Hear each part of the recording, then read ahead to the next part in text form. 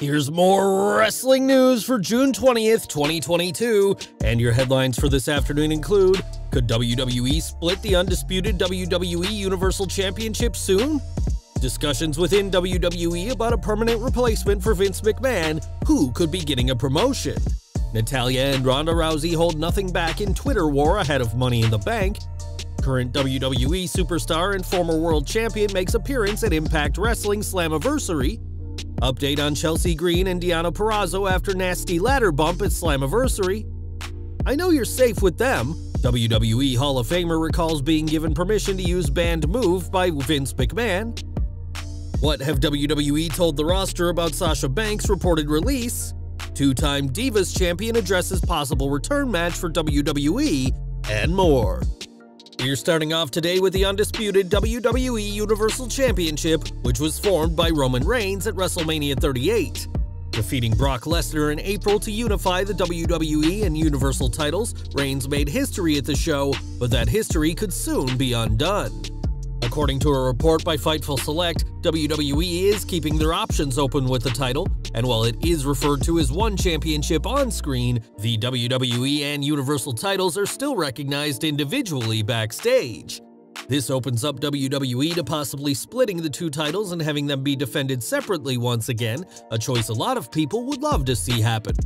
Given Reigns' relaxed schedule, fans have seen just one title defense in the near 3 months since WrestleMania, as Reigns retained against Riddle on last week's SmackDown. We know that Reigns has a match with Brock Lesnar at SummerSlam and is expected to face Drew McIntyre at September's Clash at the Castle, but whether he's defending the undisputed WWE Universal title or just one of the two physical championship belts remains to be seen. Last week, Vince McMahon stepped down as CEO of WWE due to an investigation into an alleged affair and a $3 million hush money payment. In his place, Stephanie McMahon is acting as interim CEO and chairwoman of the board, but this could become a permanent role for the former women's champion. On PW Torch's audio show, Wade Keller has said that if the investigation doesn't go how Vince hopes, it's possible Stephanie could take the CEO role full-time, and that's something those in WWE know all too well. Some of the things that I'm hearing make me consider the possibility is worthy of conversation that this could result in Stephanie taking over as head of the company. Keller said that a Stephanie-led company could be just the start of even more changes backstage, noting, "I could totally see this happening, Paul Heyman taking on a bigger role in creative. Paul Heyman gets along really well with Hunter and Stephanie, and so I wouldn't rule that possibility out either." Heyman is no stranger to working on WWE creative, as he did just that for SmackDown 20 years ago, creating some of the best weekly content fans have ever seen. Of course, these are early days into the investigation into McMahon, but we could be in store for even more changes in just a few months' time. Now at Money in the Bank, SmackDown Women's Champion Ronda Rousey would put her title on the line against Natalya in a battle of two technical specialists. This will be a heavy-hitting match between the two, who are already pulling out the big punches on social media.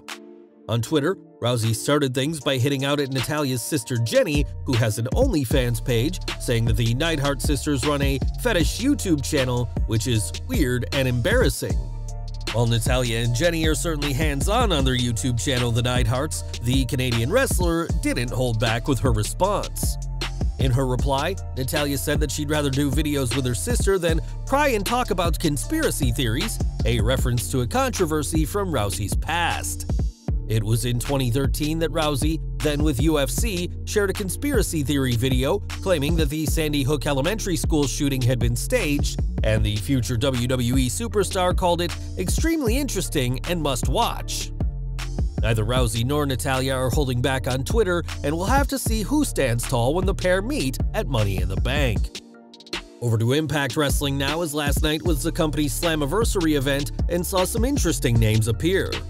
Perhaps the most shocking name on the show was AJ Styles, who appeared in a video to speak about the company's 20th anniversary.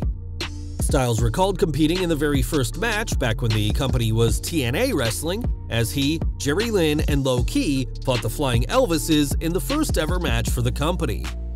The phenomenal former WWE and Impact World Champion also discussed his breakout match at Unbreakable 2005 with Christopher Daniels and Samoa Joe, and thanked WWE for allowing him to send a message. While WWE rarely works with other promotions, it's good to see that they were able to bend this rule for Impact's 20th anniversary event, as the company will always be synonymous with the career of AJ Styles. Impact's Slammiversary event also saw a huge Knockouts title Queen of the Mountain match, which included a particularly nasty spot involving Chelsea Green and Deonna Purrazzo. At one point, the two were high up on the ladder when Mia Yim pushed it over, sending both women to the outside and through two tables. Both women fell nastily, with Green's head missing the table entirely, and we have an update on their condition. According to a report from PW Insider, both Green and Purrazzo were said to have been okay following the match, though things could have been much worse. Both women were able to finish the match, which was ultimately won by Jordynne Grace, and while the pair got lucky this time, it goes to show just how dangerous this industry can be. Back to WWE now, as for years, certain moves have been banned from the company for simply being too dangerous to the superstars. In the early 2000s, two moves that were briefly banned were the belly-to-belly suplex and the German suplex, with WWE having different reasons for both. WWE felt that the belly-to-belly suplex did not give the recipient enough control on how he landed, while the German suplex put too much pressure on a person's neck, but one name was exempt from this rule. Speaking on his podcast, Kurt Angle recalled being approved to do the banned moves by the then WWE chairman, saying, "Vince McMahon pulled me aside and said, listen, I know that 90% of your repertoire is suplexes, and I want you to keep them because I know you're safe with them. You never land anybody on their head, and I trust that you will continue to do a good job." So he allowed me to continue to do my belly-to-belly suplex and my German suplexes. The thing is, I was really grateful that I didn't have to take them out of my repertoire because that's what I did. That's my offense. Thank God Vince McMahon continued to let me use it.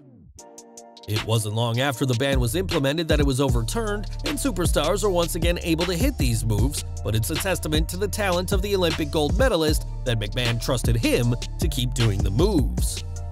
Now, last week it was rumored and later reported that Sasha Banks had been released from WWE, something that neither Banks nor WWE have confirmed nor denied. Ever since she and Naomi walked out of Raw due to a creative difference, there's been a lot said online about both Banks and The Glow, and it's not just the fans who have been talking.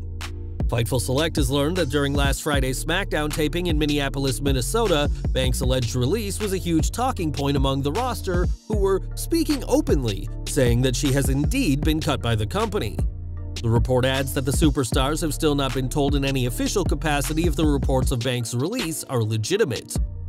Raj Giri of Wrestling Inc. was the first to report it, which was followed up on by WrestleVotes and later Kermit125, a Reddit user who has proven to be reliable in the past with stories. Until WWE or Sasha themselves confirm the story, reports of her release should be taken with a grain of salt. But while WWE isn't telling the fans, they're also keeping mum to the remaining roster. And we're ending today with Maryse, who returned to WWE 2 weeks ago to promote the newest season of her reality show, Ms. and Mrs. This is just the latest return for the two-time former WWE Divas Champion, who had her last match at this year's Royal Rumble event, and fans have been speculating on another run in the ring for the French-Canadian superstar. During her recent appearance on CBS affiliate KOIN 6, Maryse flat-out stated that she cannot make a full-time commitment to return to WWE, citing her parental roles as much more important. With that said, Maryse did not rule out never wrestling again, saying that she has repeatedly told herself that she's done, only to return in some capacity. The Miz and Maryse have a large fan base, as fans have watched them go from being colleagues to dating to now married and parents of 2 children, but we can never rule out one more match from Maryse. Well guys, that's our news for today. Please share your comments below. Also hit the like button, subscribe to our channel, and hit the bell icon to receive all notifications. And as always, thanks for watching.